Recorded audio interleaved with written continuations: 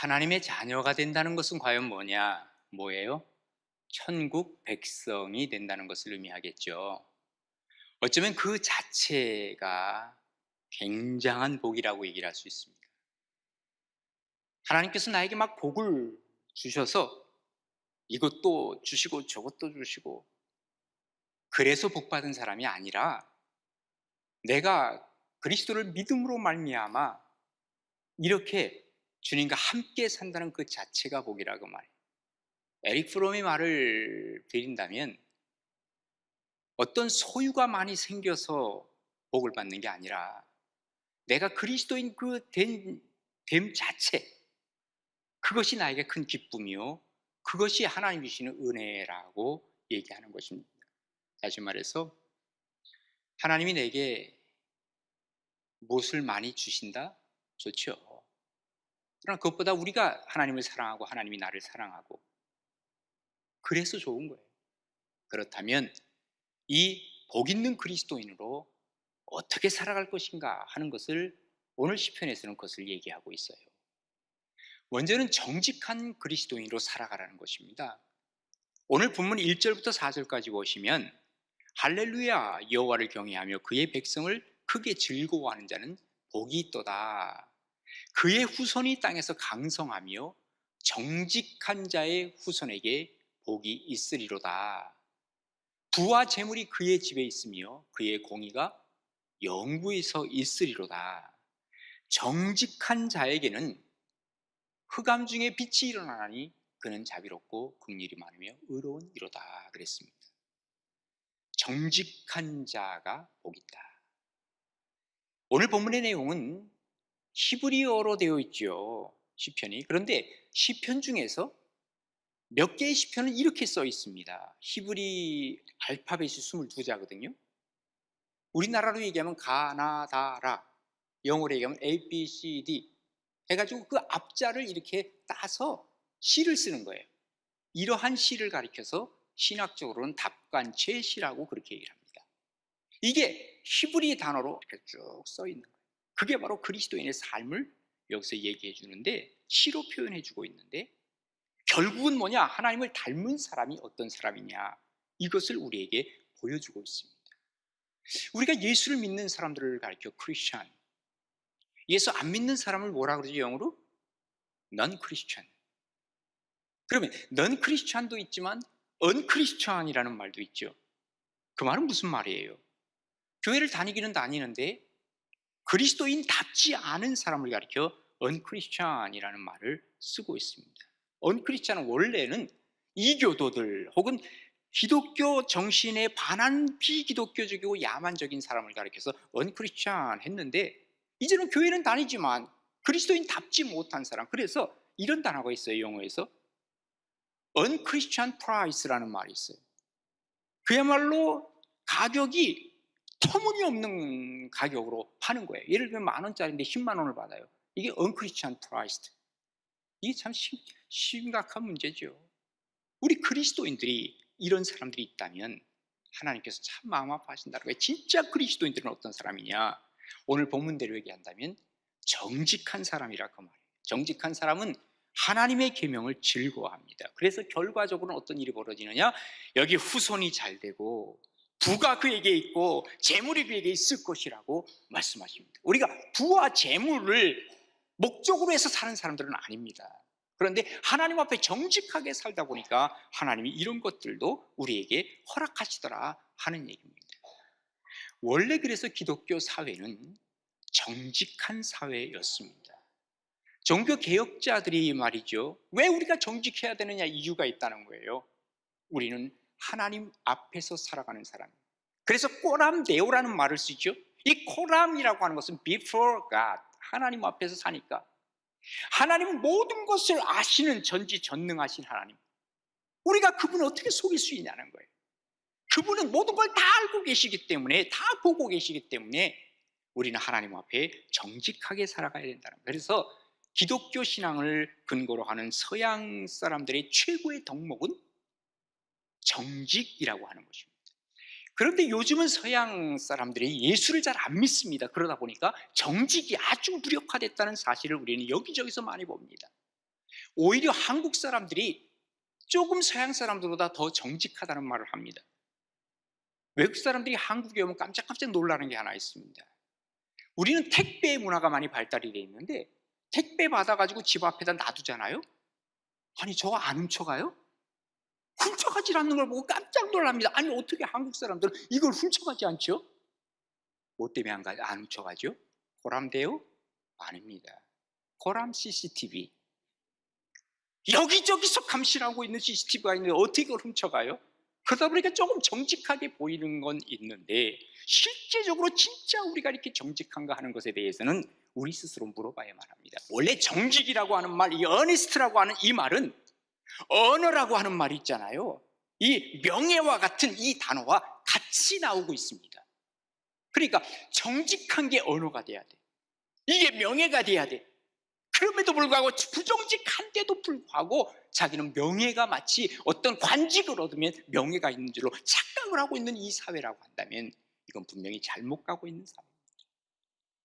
하나님께서 보시는 가장 기준이 뭡니까? 이스라엘 왕, 유대 왕을 보면 알아요. 그가 하나님 보시기에 정직하게 행하였더라 그러면 그분은 선한 왕이에요. 하나님 보시기에 정직하지 못한 왕은 악한 왕이 되는 것이죠. 하나님의 기준은 바로 정직하냐 부정직하냐 하는 것에 달려있는 것입니다. 그래서 오늘 본문에 뭐라고 얘기합니까? 그의 후손이 정직자의 후손이 강성하며 정직자들의 그 정직한 자들의 후손에 복이 있으리로다 라고 말씀하십니다. 잠언서 15장 8절에 보면 악인의 제사는 여호와께서 미워하셔도 정직한 자의 기도는 그가 기뻐하시느니라 그랬습니다. 시편 51편 10절에 보면 하나님이여 내 속에 정한 마음을 창조하시고 내 안에 정직한 영을 새롭게 하옵소서. 이것이 그리스도인들의 기도가 되어야 된다는 거예요. 처음에 좀 오해받을 수도 있습니다. 그것 때문에 내가 손해볼 수도 있습니다. 그러나 나중에 보면 확실히 이것이 정직한 것이 드러나게 되어 있다 그 말입니다. 인간의 본성은요 사실은 정직하지 못한 게 인간의 본성 중에 하나입니다. 뱀이 에덴 동산에서 하와를 꼬시고 아담을 꼬실 때 뭐라 그래요? 너 이거 먹으면 눈이 밝아져. 너 이거 죽는다 그랬니? 아니야. 그러니까 아담이 뭐라 그럽니까? 내가 이거 먹는 날에 죽을까 하노라 그랬어요. 정직하지 못한 거예요. 결국은 이것으로 말미암아 에덴 동산에서 쫓겨난 것을 우리가 보게 됩니다. 정직하면 손해라고요? 예, 처음엔 손해일 수 있습니다. 그러나 하나님이 눈여겨보고 계시기 때문에 진정한 복을 누릴 것이라고 약속하고 계시는 것입니다. 그래서 오늘 성경은 뭐라고 얘기한다고요? 그의 후손이 땅에서 강성하며 정직자들의 후손이 복이 있으리로다. 부와 재물이 그의 집에 있으며 그의 공의가 영구히 서 있으리로다. 정직한 자들에게는 흑암 중에 빛이 일어나나니 그는 자비롭고 긍휼이 많으며 의로운 이로다 그랬습니다. 조금 손해보고 살자고요. 그러면서 정직하게 한번 살아보자고요. 하나님께서 나를 어떻게 쓰시는가 한번 보자고요. 하나님의 역사가 일어남으로 말미암아 정말 복 있는 그리스도인으로 정직하게 살아가는 사람들이 우리 가나안교회 모든 성도들이 되시기를 주님의 이름으로 축원합니다.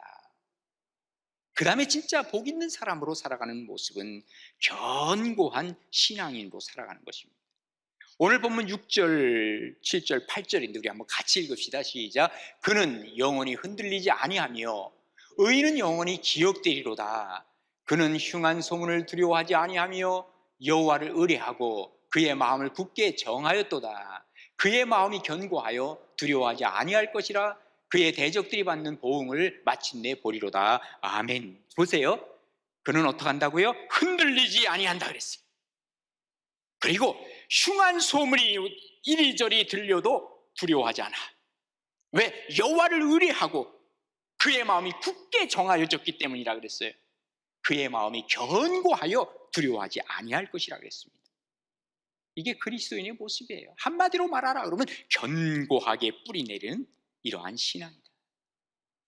여러분 겉에서 큰 나무들을 보면 겉으로 보는 것보다 밑에 뿌리를 내리는 것이 그 뿌리가 깊은 곳에 박혀 있다는 사실을 알고 있습니다.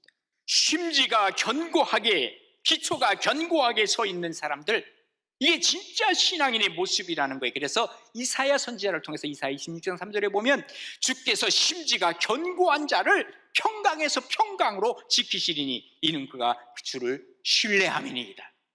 믿음이 있는 사람들은 이 뿌리를 깊이 내리고 견고한 신앙을 가지고 살아간다는 것을 얘기하고 있습니다. 그런데 사실 우리가 신앙을 갖고 있다가도 언제 흔들리죠? 문제가 생길 때 흔들리기 시작하는 거예요. 어쩌면 신앙의 뿌리까지 흔들려서 이 뿌리까지 뽑혀지는 사람도 종종 있어요. 우리가 신앙이 좋다는 것은요, 보통 때는 잘 모르지요. 문제가 생겨보면 압니다. 이 사람이 진짜 믿음 위에 서 있는 사람인지, 아니면 그동안 돈을 믿었고, 아니면 그동안 그의 지위를 믿었는지 그때 드러나게 되는 것입니다. 다니엘은 사자굴 속에 들어갔음에도 불구하고 그때까지 믿음 잃어버리지 않아. 하나님께서 함께 하실 거야 하는 믿음을 가지고 마음의 평온함이 있었습니다. 결국 하나님께서는 그를 쓰시는데 보니까 와, 바벨론의 느부갓네살 왕, 벨사살 왕 때에도 최고 지위, 나중에 페르시아로 바뀌었음에도 불구하고 페르시아의 다리오 왕 때 그는 총리가 돼.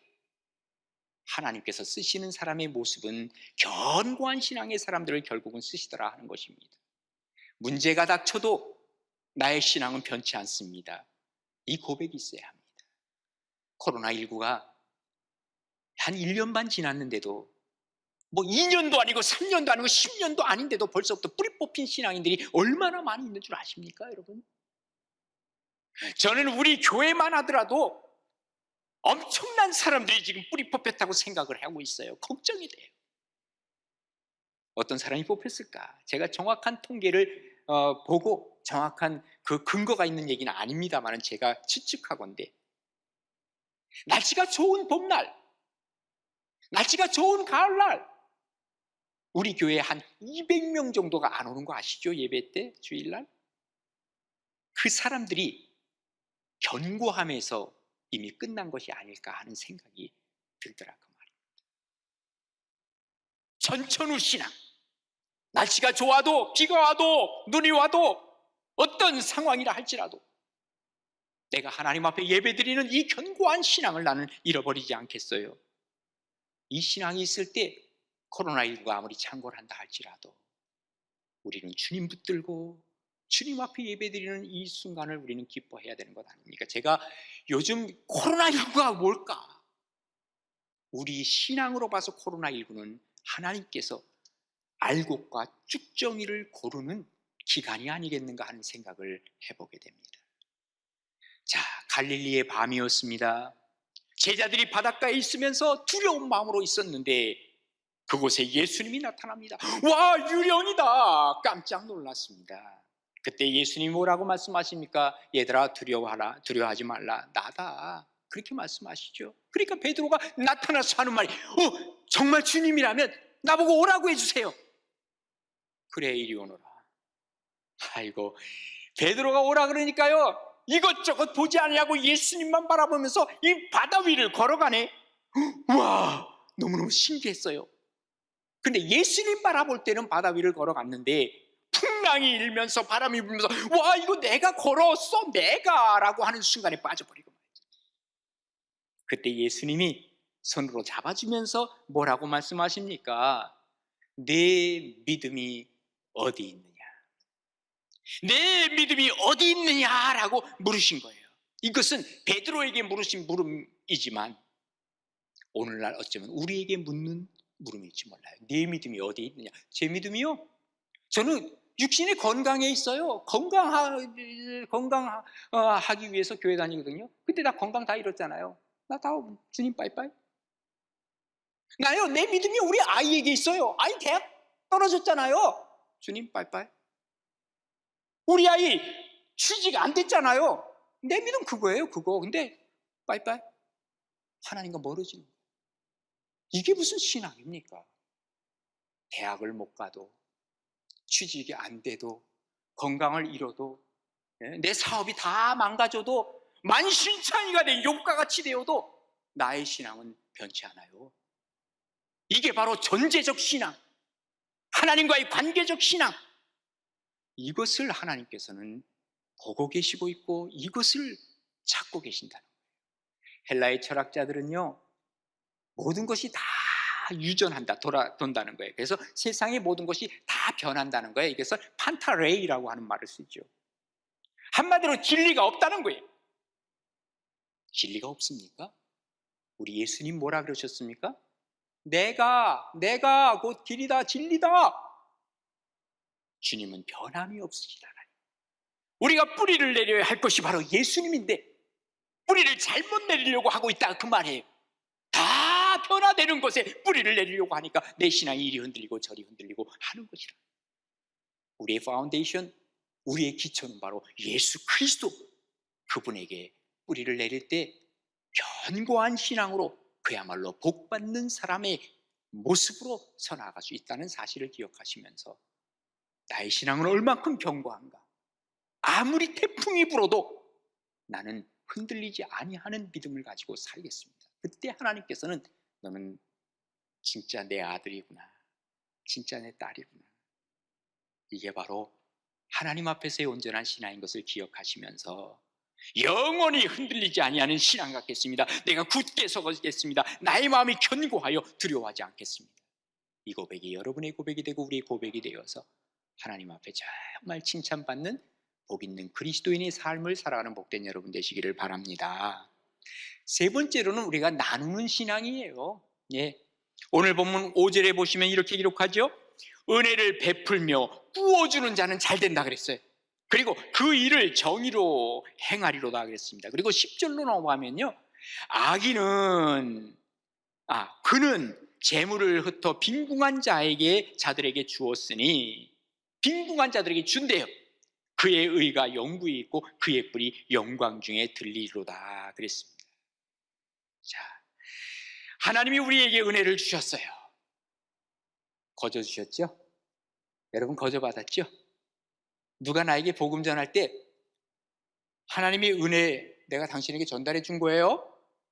당신 이제 구원받았죠? 돈 내놔 해가지고 여러분 그 복음 전달해 준 사람에게 돈 갚은 적 있으세요 혹시? 그러면 사입이죠, 그죠?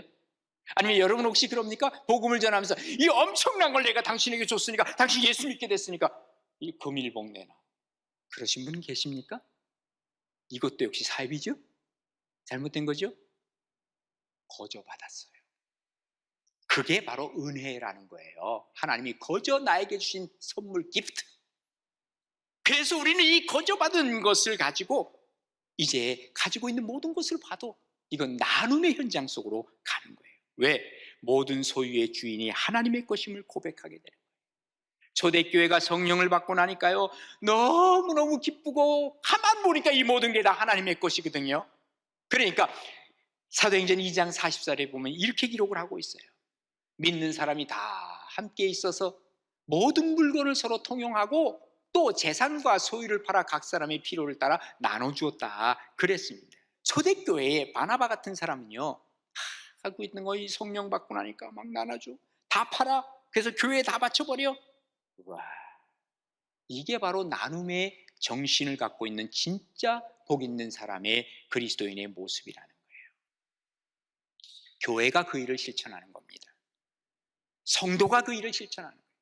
그동안 우리 그리스도인들은 착한 일을 많이 해도 오른손이 하는 거 왼손이 모르도록 하는 것이 우리가 그동안 해왔던 일이죠. 근데 참 그러다 보니까 세상 사람들은 우리가 나누는 일에 인색한 것으로 착각을 해요. 아니거든요. IT에서 지진이 일어나고 네팔에서 아프가니스탄에서 지진이 일어날 때마다 인도네시아에서 태풍이 불고 모든 것이 다 무너졌을 때 제일 먼저 간 것이 바로 우리 기독교에서, 교회에서 갔습니다.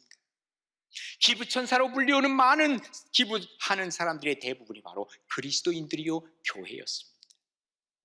왜 이 일을 합니까?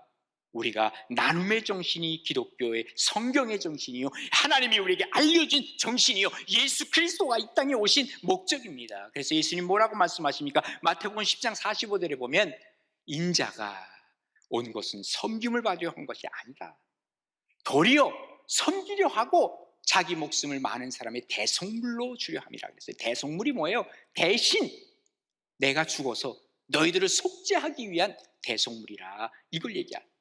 원래 대속물이라고 하는 것은요, 구약 성경에 보면 돈 때문에 친척이 끌려간 거예요. 그러면 내가 이 돈을 주면서 그 사람을 내가 데려오는 거예요. 그래서 구약 성경에 보아스라고 하는 사람이 있죠. 이 사람이 기업물을 자가 되어가지고 나오미와 룻을 건져내어서 결국은 예수님의 족보 속에 들어가요. 오늘 저녁 제 설교가 바로 그겁니다. 좀 저녁에도 좀 관심 갖고 좀 예배도 좀 드리고 좀 은혜도 받고 좀 그러세요. 좀 아무튼 대속물로 주님께서 우리에게 주셨어요. 예수님이 우리에게 그렇게 오셨다는 거예요. 우리가 대속하지는 못합니다. 단지 주님이 대속물로 죽으셨을 때 우리는 이 대속에 동참할 수는 있습니다. 어쩌면 우리의 물질로, 시간으로, 마음으로, 무엇으로라도 우리는 함께 나눔에 동참할 수는 있습니다. 아무것도 없다고요? 아무것도 없는 사람 없어요. 그리스도인은. 베드로와 요한이 미문 성전 미문 앞을 지나갈 때 안진뱅이 거지가 구걸했잖아요. 아이고 미안합니다. 내가 은과 금이 없네요. 은과 금이 없다는 뭐예요? 돈이 없다는 거예요. 너 당신에게 줄 돈이 없어요. 그러나 내가 줄 것이 하나 있는데 나사렛 예수 그리스도의 이름으로 일어나세요. 최고의 것, 예수 그리스도의 이름을 주는 거죠. 우리가 못 줄 게 뭐가 있어요? 우리가 620 가나안해를 하는 이유는 바로 예수 그리스도의 이름을 전달하는 것 아니겠어요? 최소한 우리가 예수 그리스도의 이름을 줄 수 있잖아요. 주님께서 우리에게 주님의 자녀로 삼아 주셨고 이제는 주님께서 우리에게 이것을 나누어 주라고 한 것이 있는데 이거 잘하면 진짜 그리스도인이에요. 두 가지를 잘하면 되는 거예요. 첫 번째는 뭐냐? 지난주에도 말씀을 드렸어요. 예수님이 우리에게 주신 대사명이라고 얘기를 하는 거예요. The Great Commission이라고 얘기를 하죠.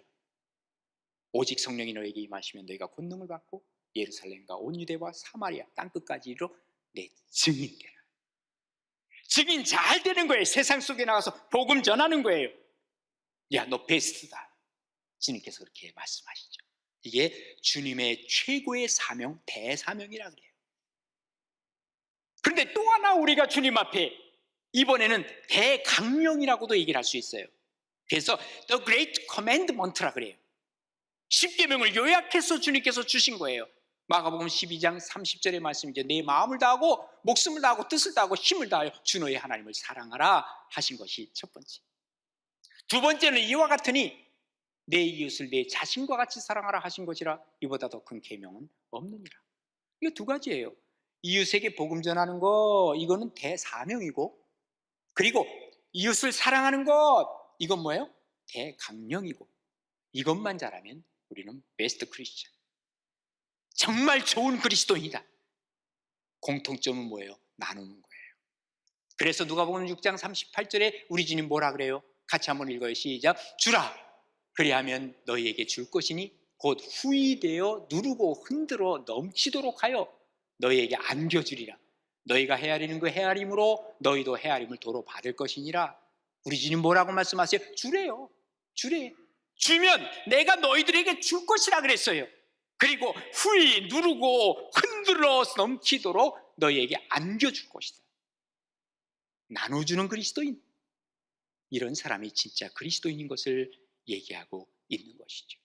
하나님의 법칙은요, 나누어 줄 때 채워주시는 게 하나님의 법칙이에요. 이 법칙이 어디에서 나타나요? 오병이어의 법칙에 나타나는 거예요. 이 나눔에 우리가 함께 동참할 때 점점 빛나는 빛이 우리에게 오기 시작하는 거예요. 여러분, 이런 말 있죠? 청출어람, 청어람이라는 말이 있어요. 그 쪽에서 나온 이 푸른 빛이 그쪽보다 더 푸르다는 거예요. 나오니까. 예? 교회가 이 푸른 빛을 가지고 있는데, 하나님의 빛을 가지고 있는데 우리가 하려고 하다 보니까 여기서 나온 교인들이 밖에 나가 보니까 더 푸릇푸릇한 빛이 나오기 시작하는 거예요. 이게 예수님이 하신 말씀대로 너희는 세상의 소금이다, 너희는 세상의 빛이라. 이거 아니겠습니까? 정말 우리가 하나님 앞에 살아가는 것은 뭘 많이 가졌기 때문이 아니에요. 소유가 아니라 그 말이에요. 우리 존재 자체가 그리스도인인 것을 자랑할 수 있는 것은 나는 그리스도인이기 때문에 정직하게 살아요. 나는 그리스도인이기 때문에 뿌리를 깊이 내리고 살아요. 나는 그리스도인이기 때문에 나누며 살아요. 이 고백이 우리 가나안 교회 모든 성도들의 고백이 되기를 간절히 바랍니다.